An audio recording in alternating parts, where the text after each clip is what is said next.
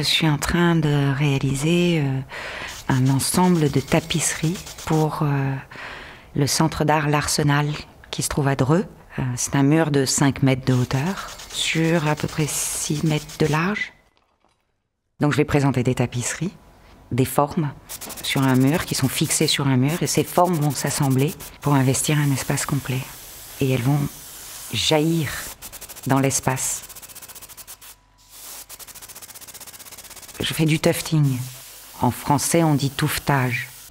C'est une technique pour réaliser des tapis à la main. Moi, j'ai un peu détourné cette technique pour faire de la tapisserie, puisque quand même, je suis avant tout peintre et la frontalité, pour moi, est très importante.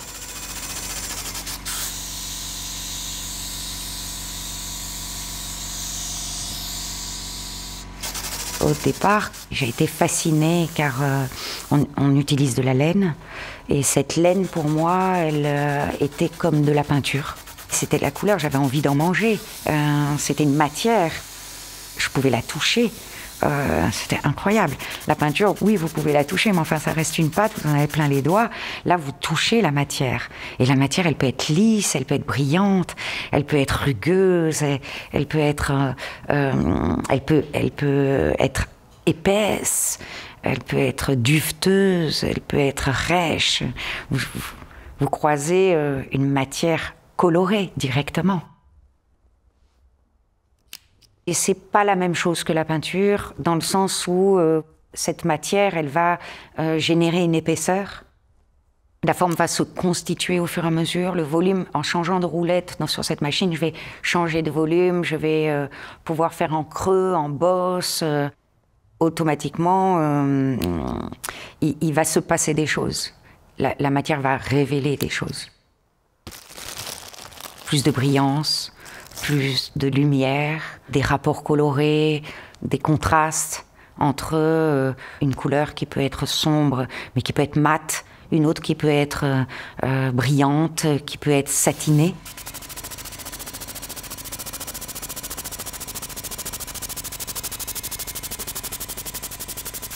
Du coup, on arrive quand même à avoir un registre de possibilités énorme.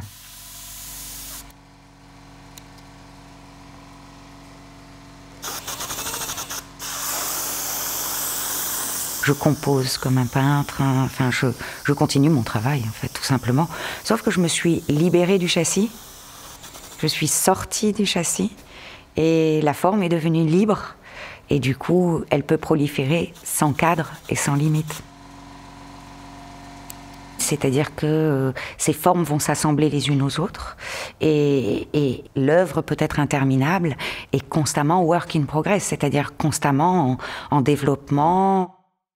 Elle est modifiée tout le temps, elle est illimitée dans le temps. Mon univers artistique, il est aussi intimement lié à ma vie, à mon environnement. Et il se développe en fonction des endroits ou des lieux dans lesquels j'ai travaillé. Pendant 25 ans, j'ai été à Paris. Je me suis beaucoup concentrée finalement sur la nature humaine. J'ai commencé par des portraits. J'ai travaillé sur une série qui s'appelle le Zombie Test, qui sont des portraits de psychopathes. Donc j'ai un peu commencé par l'icône.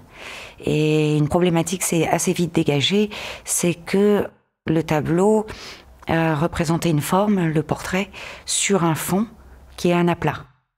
La forme était en volume et le fond était en aplat et donc mettait en exergue ce volume. Et le portrait jaillissait en fait du tableau et c'est une problématique qui s'est imposée au fil du temps dans mon travail à travers les sujets bien sûr que j'ai traversés. Donc pendant 25 ans, j'ai quand même traité la nature humaine sous tous ses angles. Le corps dans l'espace. Et le paysage était plutôt un décor dans le tableau. Il est devenu sujet justement avec Rosa Cerdos dans les années 2000, où cette série Rosa Cerdos était essentiellement sur des fleurs. Et puis elle s'est intensifiée au cours du temps, puisqu'en 2012, je suis partie de la capitale pour descendre à Marseille. Et là, je découvre la ligne d'horizon. Et ça a eu un impact énorme dans mon travail, parce que j'ai eu un désir de retranscrire l'étendue du paysage. Et le paysage est devenu mon sujet de prédilection. Il y a quelques années, en 2018, j'ai changé d'atelier, j'ai construit mon atelier, j'ai construit mon univers artistique dans lequel je vis aujourd'hui. Donc j'ai expérimenté pas mal de médiums différents autour d'un sujet que j'ai appelé Gaïa, la terre nourricière. Et c'est une sorte d'écosystème où se développent à travers des techniques différentes, des sujets différents, qui est finalement une sorte de constat assez mélancolique d'ailleurs de la terre nourricière. Ce travail sur Gaïa vraiment caractérise cet espace. Et il y a un moment donné, quand j'ai dit ce que j'avais sûrement à dire, enfin, en tout cas, ça s'est un peu épuisé. Et puis, il y a eu comme une forme de régénérescence avec cette idée de proliférer, de m'étendre, mais surtout de sortir du cadre, du châssis. Dans l'atelier, le mur est grand. Et je me suis dit, mais si le mur est grand, c'est que je peux faire des choses grandes. Et c'est là que cette idée de me développer, de proliférer, s'est éveillée en moi.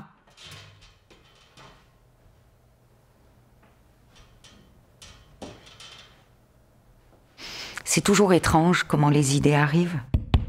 On rencontre une manière de faire, donc une technique. Vous allez l'approfondir, vous ne savez pas la maîtriser, vous ne savez pas ce que c'est réellement, mais vous avez envie, ça développe un désir. Je cherche à être moi-même étonnée de ce que ça peut produire. Il y a ce côté découverte, ce côté explorateur. C'est quelque chose qui me plonge qui réveille mon enfance. Bien sûr, qui réveille l'enfant qui est en moi. Parce qu'il y a une fascination, un étonnement, une surprise. J'ai besoin de ça. J'ai besoin de cette surprise.